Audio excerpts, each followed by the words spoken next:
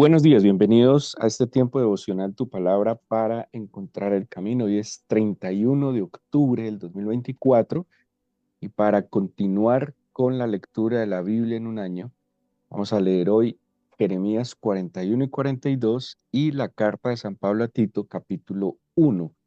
Jeremías 41 y 42 y Tito 1.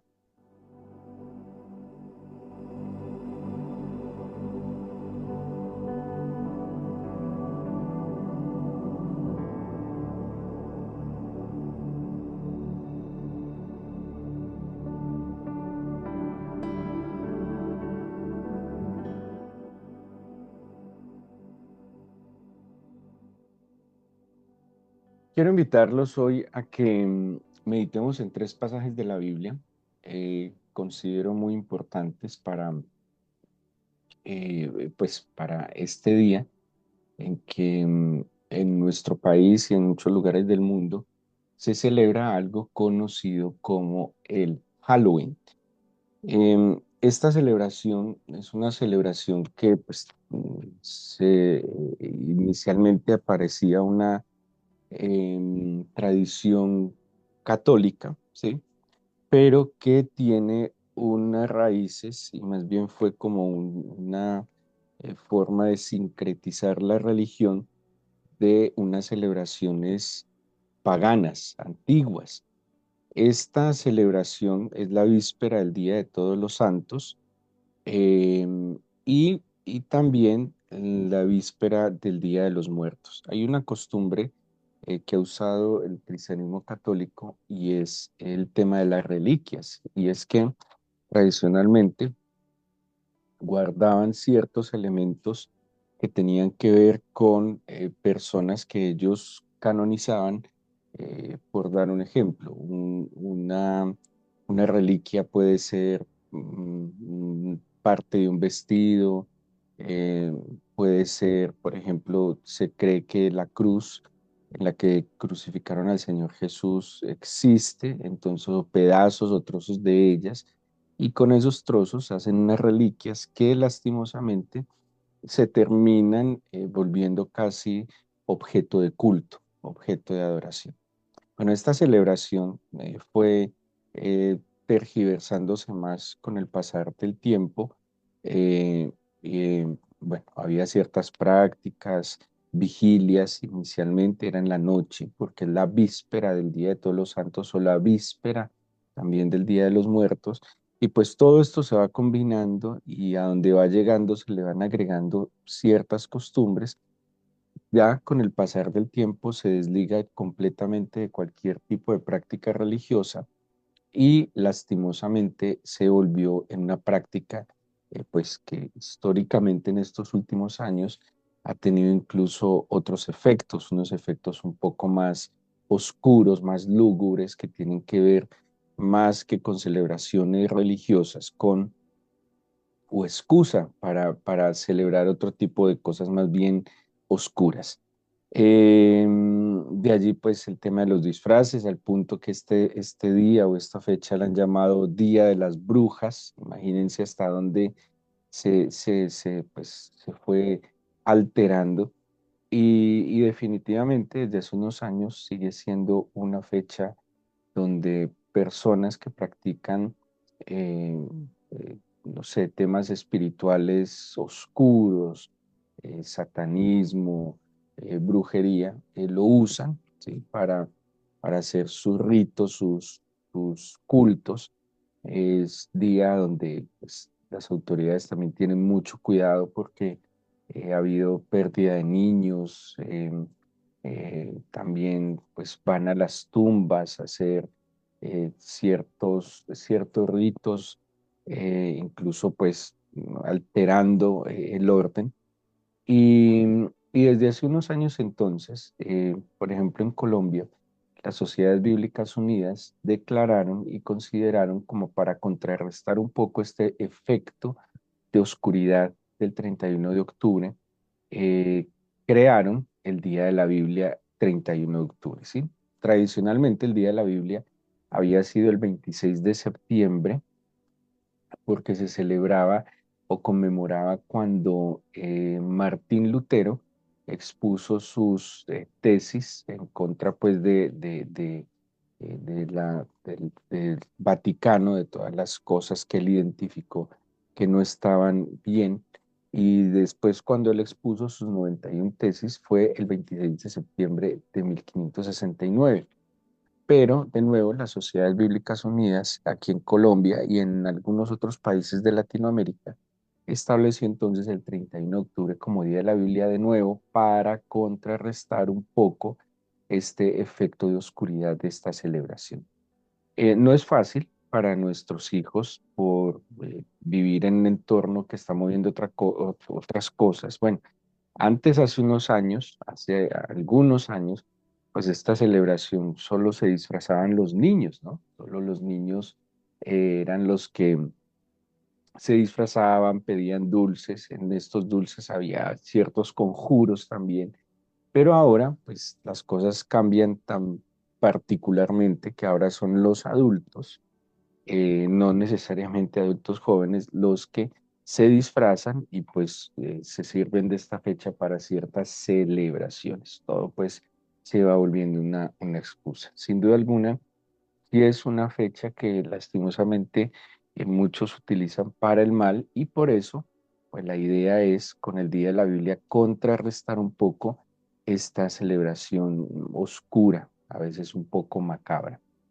Y quería y quiero hacer referencia a tres pasajes de la Biblia, dándole y rindiéndole de alguna manera un honor, homenaje a este libro que tenemos en nuestras manos, que ha sido extraordinario, con tres pasajes que la Biblia habla de lo que es y de su efectividad. Si usted tiene la Biblia y me puede acompañar, son tres pasajes, Hebreos capítulo 4, versículo 12, Salmos 19 y la segunda carta a Timoteo capítulo 3 16 al 17. Hay más. Por ejemplo, todo el Salmo 119, que es el capítulo más largo de toda la Biblia, todo el Salmo 119 está dedicado a hablar de la palabra del Señor, de la efectividad de la escritura y de la palabra del Señor. Y ese Salmo 119, a propósito, es un salmo que está escrito en acróstico. ¿Qué quiere decir? Tiene 22 párrafos y contiene en total 176 versículos. Y cada párrafo del Salmo 119 inicia con una de las letras del alfabeto hebreo, ¿sí? Entonces, porque está centrado en la palabra. Entonces, ese Salmo 119 tiene muchos elementos que nos enseñan lo que es y lo que hace la palabra del Señor. La Biblia, 66 libros, dividida, estoy hablando del canon cristiano, porque sabemos que hay un canon hebreo que está en el Antiguo Testamento nomás, hay un canon de carácter católico que tiene unos libros adicionales que se llaman deuterocanónicos o de segundo canon, pero la Biblia del canon cristiano, que es el canon establecido en los concilios por allá en el siglo cuarto, tiene 66 libros dividido en dos testamentos, Antiguo y Nuevo Testamento. El Antiguo Testamento tiene 39 libros, trata de toda la historia de la creación, el establecimiento del pueblo de Israel como pueblo elegido y su liberación, su establecimiento en la Tierra Santa, su castigo y su restauración. Pero en todo el Antiguo Testamento encontramos las promesas de un Mesías. El Nuevo Testamento, que son 27 libros, eh, que tiene los evangelios, las cartas, el libro de Apocalipsis, tienen el cumplimiento de aquellas profecías mesiánicas planteadas en el Antiguo Testamento. Toda la Biblia es un libro eh, que se construye en un lapso de tiempo más o menos, o tiene una narración en un lapso de tiempo como de 3000 años, por lo menos unos 40 autores, escrita en tres idiomas, hebreo, arameo y griego, escrita o tiene que ver con tres continentes, con Asia, Europa y África. Es un libro sin duda alguna que no hay manera de que leerlo diariamente canse, agote. No es un libro que pueda pasar de moda. No ha podido pasar de moda, de hecho. Es un libro que se mantiene vigente por el efecto que tiene y ha tenido en la vida de las personas. Dice entonces, y quisiera pedirles que me acompañen al Salmo 19. El Salmo 19 es un salmo em, que se le atribuye a David y David va a hablar de lo que es la palabra del Señor. Bueno, ¿qué palabra del Señor, qué cuerpo escritural tendría David en este momento que escribe este salmo? La Torá, o sea, el Pentateuco era lo que tenía David. El Pentateuco que narra los 5 primeros libros de la Biblia, Génesis, Éxodo, Levítico, Números y Deuteronomio, nos habla de la creación, del llamado del Señor a Abraham, del establecimiento de Israel como familia y como pueblo, y de la esclavitud, posterior liberación y las normas y leyes que se establecen para este pueblo que se forma. David entonces, con ese cuerpo escritural en sus manos, empieza a decir, hablando de la palabra del Señor, mm, por ejemplo, dice el 2, un día emite palabra a otro, una noche a otra declara sabiduría, no hay lenguaje ni palabra, ni es oída su voz, por toda la tierra salió su voz y hasta el extremo del mundo sus palabras. Pero quiero que empecemos a leer desde el 7, donde David describe qué es, encuentra como una especie de sinónimos de la palabra de Dios, qué es y qué hace la palabra de Dios. Y quiero que lo tengan muy presente porque esto es lo que genera la lectura de la Biblia en nosotros, ¿sí? Toda la lectura tiene un efecto en el alma. La Biblia, además de que tiene un efecto en el alma, tiene un efecto en el espíritu. Todo lo que una persona lee, ¿sí? Va a afectar para bien o para mal su intelecto, ¿sí?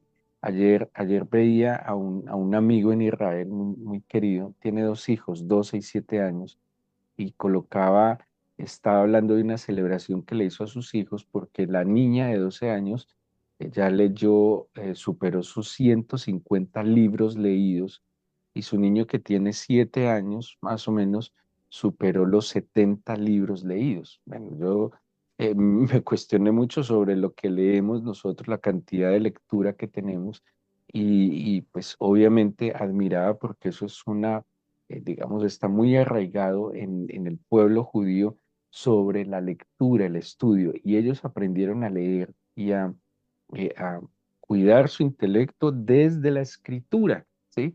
Es un hábito que viene de miles de años desde la escritura, desde la Biblia, y obviamente pues han desarrollado capacidades intelectuales extraordinarias. ¿Qué dice entonces el Salmo 19? Dice, la ley del Señor es perfecta. Usa la palabra ley, o sea, instrucción, como sinónimo de la escritura. Es perfecta, es perfecta. ¿Y qué efecto tiene? Convierte el alma. Lo que les dije hace un minuto. La lectura afecta el alma, el intelecto, las emociones. La lectura tiene un efecto muy especial en el cerebro. Por eso hoy, ante menos lectura, también hay tanta ignorancia, tanta insensatez, tanta necedad, tanta dificultad intelectual, ¿sí? Hoy hay menos ejercicio intelectual, menos esfuerzo intelectual. La lectura. Y si usted solo leyera la Biblia, pues imagínese cuánta conversión, cambio y transformación no experimentará su alma. Dice, el testimonio del Señor es fiel, que hace sabio el sencillo. Entonces, ¿qué efecto tiene la escritura? Sabiduría. Versículo 8, los mandamientos del Señor son rectos. ¿Qué hacen? Alegran el corazón. Hay lecturas que afligen el alma, ¿sí? Si usted se alimenta solo de noticias, por ejemplo, en estos tiempos las noticias afectan el alma, ¿sí? Las noticias pueden hasta entristecer y desanimar, pero la lectura de la Biblia, como dice aquí el Salmo, alegra el corazón. Dice además que el testimonio del Señor es fiel, que hace, perdón, es el precepto del Señor, perdón, versículo 8, es puro, que alumbra los ojos, ¿sí? Alumbra los ojos, da claridad, eh, permite incluso discernir, que lo vamos a ver también, dice, des, eh, el temor del Señor es limpio, permanece para siempre y los juicios del Señor son verdad, todos justos. ¿Qué dice David luego en el versículo 10? Estos preceptos, mandamientos, juicios, como lo está describiendo, son deseables más que el oro y más que mucho oro afinado. ¿Sí? David está diciendo que él desea, anhela la palabra de Dios, como dice Pedro, desead como niños la leche espiritual no adulterada para que por ella crezcáis para salvación. Anhelar, desear la palabra del Señor. ¿Qué dice David al final? Dice, en guardarlos hay grande galardón. ¿Sí? En guardar los preceptos, los principios bíblicos hay grande galardón. Otro pasaje que es muy importante, que habla de la escritura, es el libro de los Hebreos en el capítulo 4, versículo 12. Este versículo dice lo siguiente, Hebreos 4, 12. Porque la palabra de Dios es viva y eficaz, ¿sí? Viva y eficaz. La vida genera vida, ¿sí? Implica que si es viva y eficaz, obviamente es dinámica. Mire, hay algo muy particular, y si usted es lector de la Biblia me va a entender, es que usted puede leer el mismo versículo en diferentes épocas de su vida, en diferentes momentos, y lo puede leer muchas veces. Y se va a dar cuenta que cada vez que lo lee, cuando lo lee conscientemente, cuando ha logrado orar, ¿sí? Preparar su corazón, su alma para la lectura de la Biblia, se va a dar cuenta que es como si ese versículo cobrara vigencia en cada momento y circunstancia de su vida. Es vivo, ¿sí? O sea, no se quedó estático en el tiempo, no se quedó. Imagínense que la escritura, los pasajes más nuevos de la Biblia tendrán por lo menos, no sé, 2000 años, ya, más o menos. Y tenemos entonces escritos que van más allá de 3000 años y no se quedaron estáticos en el tiempo. Es porque es viva y es eficaz, porque tiene efecto hoy, 3000, 2000 años después de su escritura, porque es viva y eficaz. Dice que más el versículo 12 de Hebreos 4, más cortante que toda espada de dos filos. Bueno, él tiene en la imagen, el escritor de Hebreos, la espada romana, que la espada romana tenía filo por ambos lados, ¿sí? Era un arma contundente de ataque. Entonces tenía filo por los dos lados, era una espada ancha, no muy larga, tenía filo por ambos lados y una punta. Entonces el soldado romano podría, digámoslo, atacar a la derecha y ahí y tenía poder, era cortante hacia la derecha, ataca, bandirla hacia la izquierda, pero también ir de frente. Era una espada penetrante, porque, bueno, ustedes la pueden buscar seguramente en Google, espada romana, y se van a dar cuenta de la forma que tiene. Por todos los lados, la espada es cortante y penetrante. Esa imagen que tiene el escritor de Hebreos es la que consigna en este versículo. Dice, más cortante que espada de dos filos, que penetra hasta partir el alma y el espíritu. En verdad era un arma poderosa, muy fuerte. Era un hierro forjado no delgado, era grueso, o sea que podría partir literalmente lo que quisiera y podría penetrar el cuerpo que quisiera. Y eso, y así ve el escritor de Hebreos el poder de la palabra del Señor utilizando esta metáfora. Y dice, eh, parte las coyunturas y los tuétanos, y ojo con esto, discierne los pensamientos y las intenciones del corazón. La palabra del Señor tiene ese efecto sobrenatural de confrontar nuestros pensamientos, las intenciones del corazón con la verdad revelada del Señor a través de la Escritura. ¿Sí? Puede que yo tenga ciertas intenciones, pero cuando voy a la Escritura y dejo que esa palabra viva y eficaz penetre mis entrañas, seguramente me confrontará y me permitirá discernir si esa idea, ese pensamiento, ese proyecto, esa decisión que tomar se ajusta al parámetro del Señor. Vimos ahora, hablando del parámetro del Señor, que es bueno, que es recto, que es justo, que da sabiduría, que da alegría, que guía, que fortalece. Así que discernir esos pensamientos del Señor nos van a ayudar a nosotros también a tomar cada día mejores decisiones. ¿Sí? ¿Qué más dice el versículo 12? Que, bueno, que disciernen los pensamientos y las intenciones del corazón. Y el tercer pasaje que les quiero compartir, del cual estuve hablando o estuvimos hablando el domingo, es segunda de Timoteo capítulo 3 versículos 16 y 17. ¿Y qué nos dice este pasaje también muy claro de lo que es, de lo que hace la palabra del Señor? Y dice, segunda de Timoteo capítulo 3 16 lo siguiente: toda la escritura es inspirada por Dios y útil para enseñar, para redarguir, para corregir, para instruir en justicia, a fin de que el hombre de Dios sea perfecto, enteramente preparado para toda buena obra. Y empecemos con el versículo 17. ¿Cuál es el propósito de esta palabra que es como espada de doble filo, que discierne los pensamientos, que discierne las intenciones del corazón, que da sabiduría, que convierte el alma, que alegra el corazón, que alumbra los ojos, que permanece para siempre, a fin de que nosotros, por el efecto, por la lectura, por el estudio, por la memorización, por la meditación en la palabra del Señor, nosotros seamos perfectos, enteramente preparados para toda buena obra.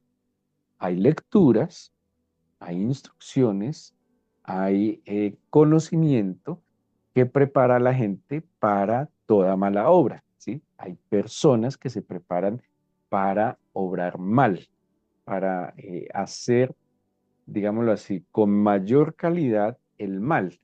Pero la Biblia nos está enseñando que a través de la escritura estamos siendo preparados, estamos siendo perfeccionados para toda buena obra. Ahora, ¿qué hace la Biblia, la palabra del Señor, la escritura, para prepararme para toda buena obra? Entonces dice, primero, me enseña, ¿sí? Me enseña, me instruye, me capacita. Eh, Dice que la escritura me transmite conocimiento y aumenta mis capacidades. En verdad que la escritura, pues, si la leyéramos con más detenimiento, tiene instrucciones para todos los escenarios de la vida. En mis relaciones interpersonales, en mi forma de hacer negocios, de tratar al prójimo, eh, de emprender proyectos, en mis actitudes, en verdad que la palabra del Señor, la Biblia, sí me enseña, sí me está instruyendo, me está transmitiendo conocimiento y me permite aumentar capacidades. ¿Qué más hace la Biblia para que pues yo sea preparado para toda buena obra? Me redarguye, ¿sí? ¿Qué quiere decir? Que me convence, que me muestra evidencias que me llevan a la convicción. Bueno, y uno tiene que desarrollar en su vida convicciones, ¿sí? Uno tiene que tener en su vida principios y valores que son rectores en todas las decisiones.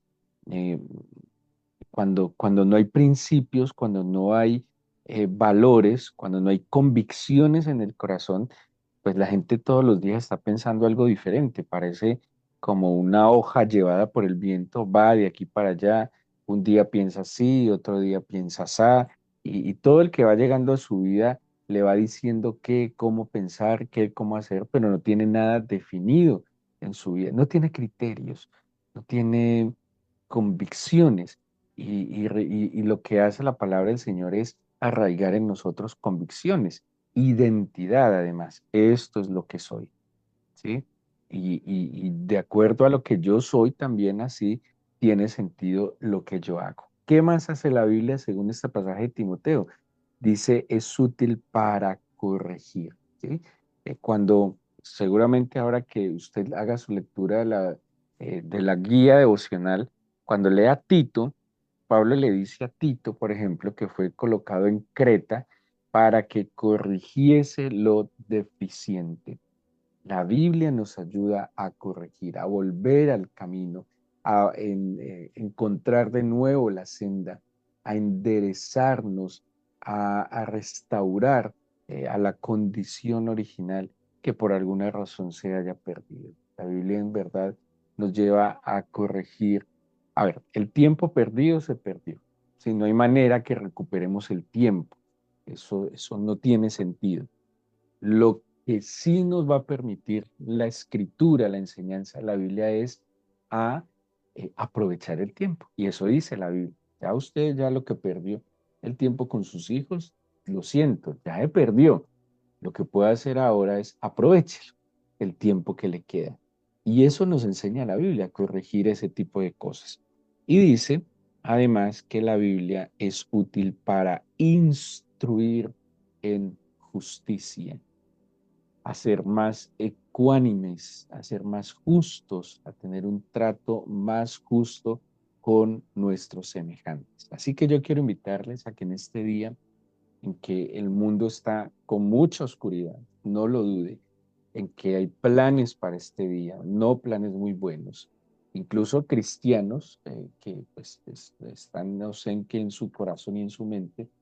Creo que este es un día de orar, este es un día de leer la Biblia, este es un día de, pues, no de disfrazarse, sino de abrir, por el contrario, el corazón, de descubrir el rostro al Señor. Siempre el disfraz está ocultando algo.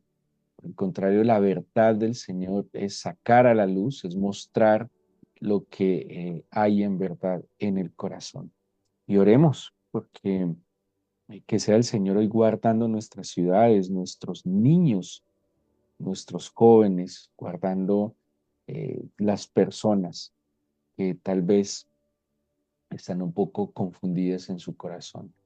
Digámosle al Señor que nos bendiga y démosle gracias por su palabra. Que hoy le demos honor al día de la Biblia, leyendo la Biblia, meditando en la Escritura, memorizando algo de la Biblia, meditando en la palabra del Señor. Y te pido, Padre, que la palabra tuya sea luz hoy en medio de las tinieblas. Y que a través de tus hijos, a través de la iglesia, Señor, se pueda contrarrestar un poco la maldad que se gesta en fechas como esta. Hoy celebramos la vida, Señor. No tenemos por qué celebrar la muerte, porque la muerte ha sido absorbida en la victoria de la cruz, Señor. Hoy celebramos la redención, la liberación. Hoy celebramos la luz de tu palabra, Señor, la sabiduría que ha traído tu palabra a nuestro corazón. Y te pido que abras día a día nuestro entendimiento para tener una mejor comprensión de la escritura para cada día. Cada día, Señor, tú nos das ese pan, ese maná que desciende del cielo para alimentarnos, para que podamos crecer en justicia y crecer, como dice Pedro, para salvación.